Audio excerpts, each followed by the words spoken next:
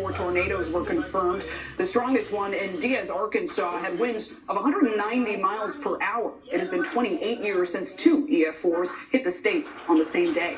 NBC News meteorologist Rafael Miranda is tracking the newest storm system moving in. But first, let's begin with NBC correspondent Adrian Bradish. She's in Villa, Missouri, just west of Adrian. The damage evident behind you, and you've been getting a first look at all of it this weekend. How's the cleanup coming along? What are we hearing from survivors? You know, start with the cleanup. Some relief there for folks who live in this neighborhood where their homes are barely standing. Cleanup is still underway in Clay, but if you just look at this tree, in the summer it once provided shade for the 2 families who live here. This home is where a family of 6 once lived. If you look up, you'll see the roof is gone, the walls are missing. In their driveway, their cars were crushed. The wind speed so strong, forcing these cars up the driveway. An EF2 tornado hit this area, and it was on the ground for 13 miles. We spoke with the family who lived here. They're trying to figure out how they're going to start over.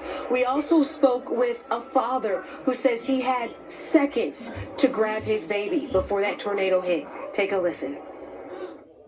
So I just jumped off the steps and I made it to the bathroom, and then I walked over to my room door, and the whole door hinge and everything, with the hinges and the frame, blew off and blew me into the wall.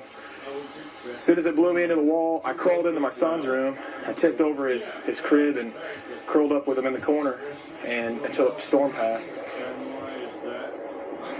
He says he was fortunate he was able to get out, but across the state of Missouri, we know at least 12 people have lost their lives.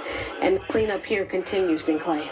Adrian, thanks so much for that. Rafael, let's bring you in. Clearly, the storm, it was, and it's over, but there's a new threat moving in that could cause problems for the middle of the country, right? What should we be on alert for? Well, Clay, yeah, thankfully the middle of the country getting a break today. You can see there's our first storm finally exiting the East Coast, but there's another storm moving on shore out west right will be affecting the west and center of the country over the next several days. You can see low pressure providing a lot of snow and wind for California and the Rockies as the system rolls towards the plains. Very strong wind gusts. Wildfires are going to be another threat that continues for day after day.